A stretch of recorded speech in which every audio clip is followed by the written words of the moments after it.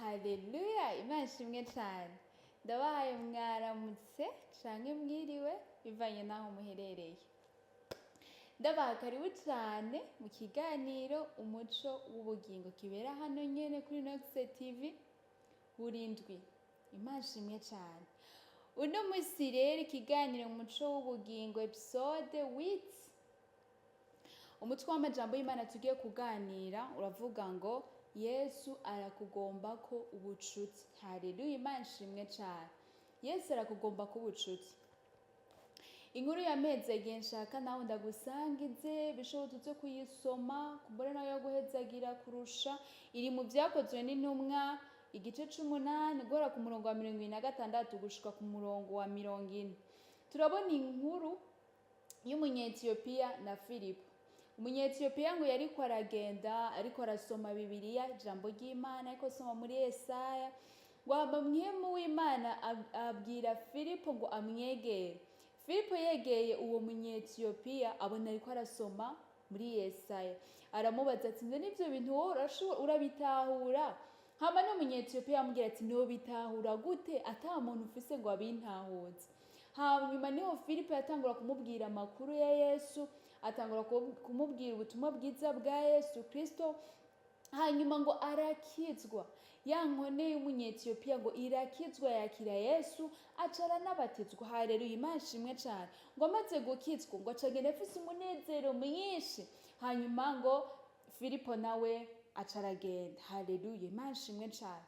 Iyi nkuru yisomye neza, jewe icamezagiye ico nakuye muri iyi nkuru nuko Umunyetiyopiya mu bisanzwe Bibiliya yaragisoma nk'ibindi bitabo, agasoma inkuru y'ivyabaye nk'ibindi bitabo, ariko Filipo amaze kumwegera yarabonye neza yuko inkuru zo muri Bibiliya atari histoire, atari inkuru z'ibintu bisanzwe, ariko yarabonye ko ari ibintu bikomeye. Hanyuma amaze kumva ubutumwa bwa Yesu Kristo acara mwakira mu mutima wiwe, ivyari nk'inkuru, ivyari nk'ivyandiko, ivyari nk'indome bica bihinduka ubuzima kuri we, yakira Yesu. Haleluya, Imana ishimwe cyane. Ndiko ndasoma iyi nkuru naciye niyibuka jewe nyene. Jewe nagiriwe amahirwe mvukira mu muryango w'abantu bakunda gusenga, abantu bakunda Imana.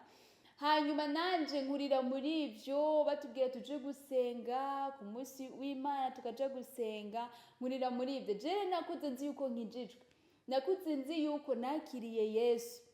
Hanyuma maze gushiga muri secondaire, mugabo nkabona yuko mu mashuri muri secondaire nkabona yuko nta tandukaniro rihari. Mbega jewe nimba navutse nkijijwe narakiriye Yesu, naba bagenzi banje naba bandi nkabona umenga nta tandukaniro rihari, nguma mfise ninjijanya mu mutima yuko noba narakira Yesu. Muga nkaca nibuka ko navukiye mu muryango ukunda Imana, kandi imisi yose ku munsi w'Imana tugenda gusenga, nkumva umenga gukizwa no kwayo nuko nyene, kuja gusenga n'ivyo nyene. Hanyuma ndavyibuka yari ku munsi wa 4 mu kwezi kwa 6 2018, nari mw'ishure. Hama niwe umuntu yaza aratwigisha ijambo ry'Imana, aratubwira ubutumwa bwiza bwa Yesu Kristo, aratubwira ko tukwiye kumwakira mu mutima wacu. Hanyuma jewe nariyumvira kuko nari narabatijwe, ndavuga ati narabatijwe, hama navutse mu muryango w'abantu bakunda Imana, numva umenga muri jewe narakiriye Yesu. Muga mu nyuma ndavuga nti ibintu vyo gukekeranya reka ndabire, kuko narabona abandi bakira Yesu nkabaraba nkavuga ati ivyo bintu bigira ngo vyo kwakira Yesu, vyo kugira ivyo nibiki, nkabona umenga ni ibintu bariko barigira.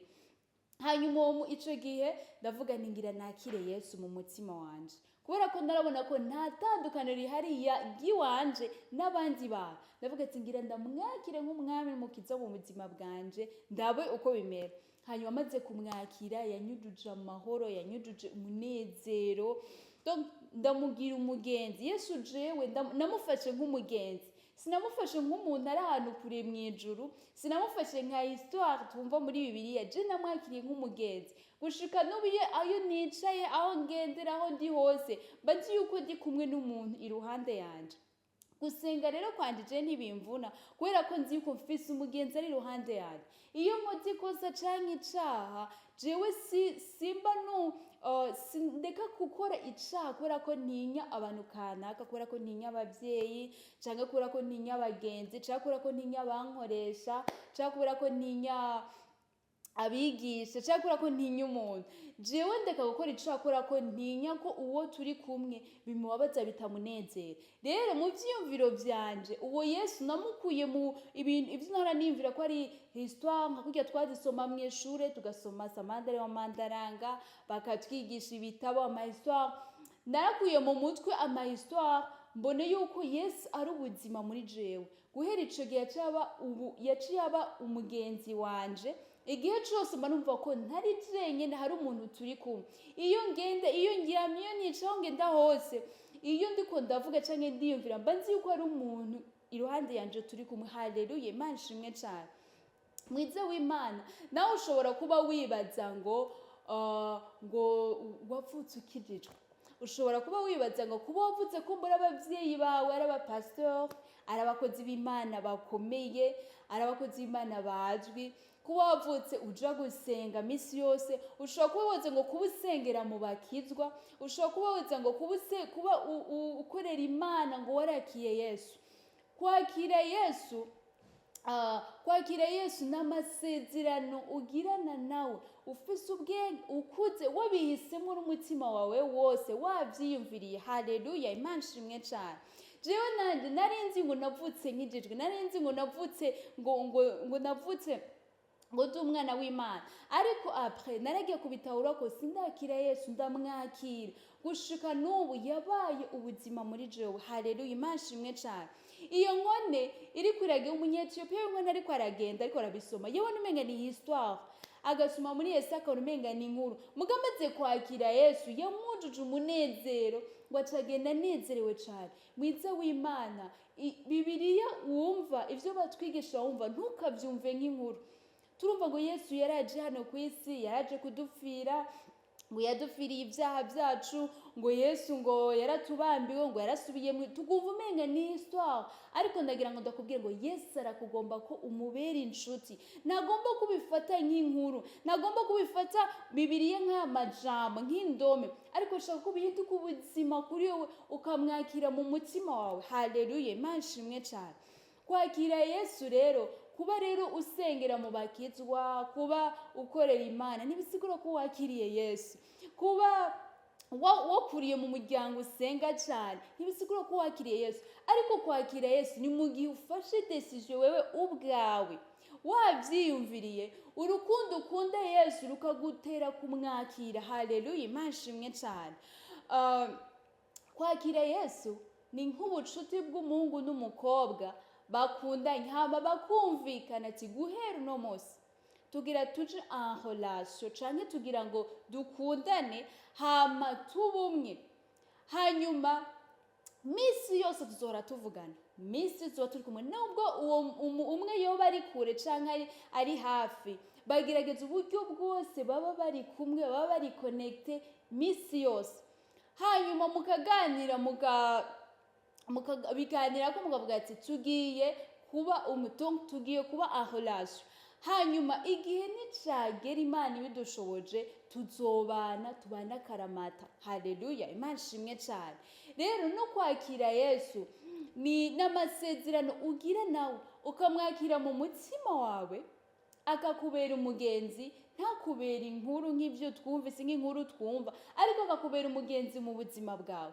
Hanyuma akaza akakubera umwami, kuko umwami ni wategeka, umwami ni waganza, ni waca asigara kuganza iyo uja. Si wo muganza, ni wo kuganza wewe ni wo kuganza, kubera ko akubera umwami, akakuganza aho uja hose n'ivyo ukora byose. Ikindi ca kabiri, akakubera umukiza, agukiza ivyaha, hama akagukiza ivyago. ibyo ujamwo byose akagukiza, akakubera umukiza muri byose. Haleluya, Imana ishimwe cyane. Rero kwakira Yesu bisaba kuba warahisemo wowe n'ubwenge bwawe, uzi neza ibyo ugiyemo, hama Yesu akakubera umugenzi. Imana ishimwe cyane. Mwiza w'Imana, nagira ngo ndakubwire ngo nimba nawe ugikekeranye nkuko nanje nakekeranye, nari nzi ngo navutse nkijijwe, nari nzi ngo nakiriye Yesu kuva ntaravuka, nawe nimugikekeranya urakwiye kumwakira Yesu kugira ngo aguhe amahoro, kugira ngo azana kujane mu ijuru. Haleluya, Imana ishimwe cyane. Reka dusome mu izina rya Yesu Kristo, Yohana igice c'14, Yohana igice c'14 ku murongo wa 6, turasoma mu izina rya Yesu Kristo. Haravuga ngo Yesu aramubwira ati, ni jewe nzira n'ukuri n'ubugingo, ntawe ushika kuri data ntamujanye. Haleluya, Imana ishimwe cyane. Ngo Yesu niwe nzira n'ukuri n'ubugingo. Mu yandi majambo, nta muntu n'umwe azoshika mu ijuru atakiriye Yesu ngo amubere umwami, amubere umukiza.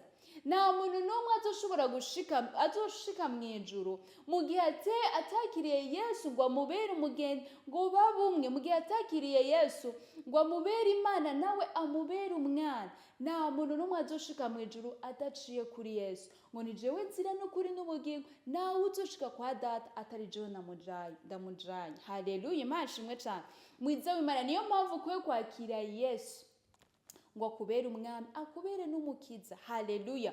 Urakwiye gukura histoire twumva, inkuru twumva batubwira, inkuru twakuze batubwira, inkuru dusoma muri Bibiliya, ukabihindura ahubwo ukabona ko Yesu si inkuru gusa, ahubwo aragukeneye wewe, kuko igihe cyose ahora ari kudodora mu mitima y'abantu kugira ngo bamwakire. Ahubwo wewe niwe wenyene ukwiye kumwakira muri we, akaza akakubera umwami, akakubera n'umukiza. Haleluya, Imana ishimwe cyane. Ntaco bitwaye uko bumeze kose, Yesu arakwakira. Ntaco bitwaye uko wowe uri mubi, uko wowe ucafuye, uko wowe uri mu myanda, uko wowe uri mu vyaha, Yesu arakwakira n'umutima ubikunze, kuko buri gihe aba ari kudodora kugira ngo bamwakire. Haleluya, Imana ishimwe cyane. Kandi nta juru uzoronka utakiriye Yesu, kuko uwo utamwakiriye wese ntazoshika mu ijuru, kuko ngo ari we, ngo ntawe uzoshika kwa data atari we agize gute, amujanye. Haleluya, Imana ishimwe cyane.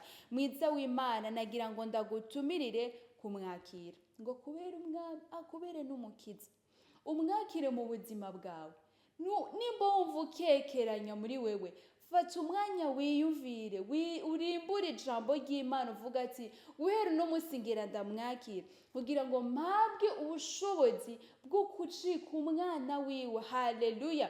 Muri Yohana igice ca 1 ku murongo wa 12 haravuga ngo abamwakiriye bose yabaha ububasha bwo gucika abana b'Imana, ngo nibo bizeye izina ryiwe. Bisigura ngo abantu bamwakiriye niba ari abana b'Imana, kandi nibo bazomubona. Niyo mpamvu ukwiye kumwakira mu mutima wawe. Nagira ngo ndakubwire ngo kwakira Yesu ni wewe udesida mu mutima wawe, ni wowe uvyiyumvira, ni wowe udesida ugafata iyo ngingo yo kumwakira mu mutima wawe. Ntabwo ari uwundi muntu abigushiramwo, ntabwo ari ikindi kintu, ariko n'urukundo ruri muri wewe rutuma wakira Yesu. Haleluya. Kandi uyu Yesu birakwiye ko tumukunda, uwaje kudupfira nta wundi muntu yobishobora atari Yesu Kristo. Birakwiye rero ko tumwakira akatubera umugenzi. Niyo mpamvu kuri uno munsi ndagutumira ngo umwakire. Nanje kuva ndamwakiriye sinicuza.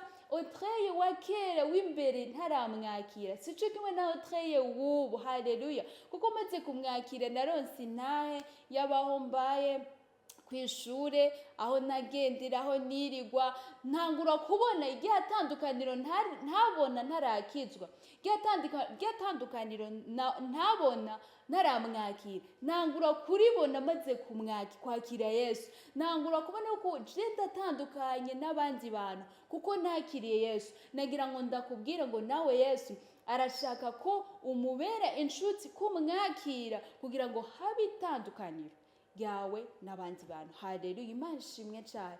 Muri kano kanya ni amajambo y'Imana numva no gusangiza, gusubira uvyiyumvireko, wiyumvire mu mutima wawe nimba utarakira Yesu birakenewe ko umwakira mu mutima wawe. Nimba ukekeranya, fata umwanya umwakire mu mutima wawe kugira ngo akubere umwami, akubere Imana, akubere umugenzi w'ibihe byose, akubere umugenzi w'iminsi yose. Haleluya, Imana ishimwe cyane. Nimba utaramwakira canke nimba ukekeranya canke nimba wumva utabitahura, ndashobora kuguha nimero ya WhatsApp, urashobora kuturondera kuri ino nimero 79 116 195 79 116 195 kugira ngo tugufashe kubitahura. Ariko muri kano kanya nimba wafashe decision yo kwakira umwami Yesu n'umukiza mu buzima bwawe, urashobora gusubirana mwana amajambo ukavuga ati: mwami Yesu, ndakwakiriye ngo umbere umwami, umbere umukiza, dufatanye urugendo, ducike umwe, umbere Imana, nanje ndakubera umwana. Mwami Yesu, urakoze kumbera inshuti ubu n'ibihe byose, mu izina rya Yesu Kristo, amen. Imana iguhezagire cyane, felicitation kuba wakiriye Yesu mu mutima wawe, ntuzokwicuza. Hama kandi ikiganiro nimba caguhezagiye ukisangize n'abandi kugira ngo nabo bahezagirwe nkuko natwe twahezagiwe. Tuzosubira mu kiganiro gikurikira. Shalom shalom.